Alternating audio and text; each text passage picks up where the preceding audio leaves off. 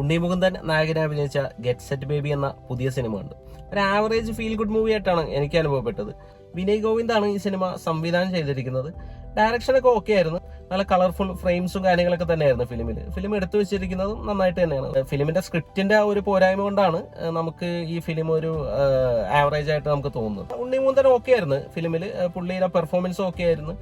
Dialogue ഡെലിവറിയും വലിയ കുഴപ്പമായിട്ട് എനിക്ക് തോന്നില്ല, നന്നായിട്ട് തന്നെ പുള്ളി ചെയ്തിട്ടുണ്ട്. പിന്നെ ഉണ്ണിയുടെ മെയിൻ പോസിറ്റീവ് എന്ന് പറഞ്ഞാൽ സ്ക്രീൻ പ്രസൻസ് ആണ്. പുള്ളിയുടെ ആ സ്ക്രീൻ പ്രസൻസ് അടിപൊളിയായിരുന്നു.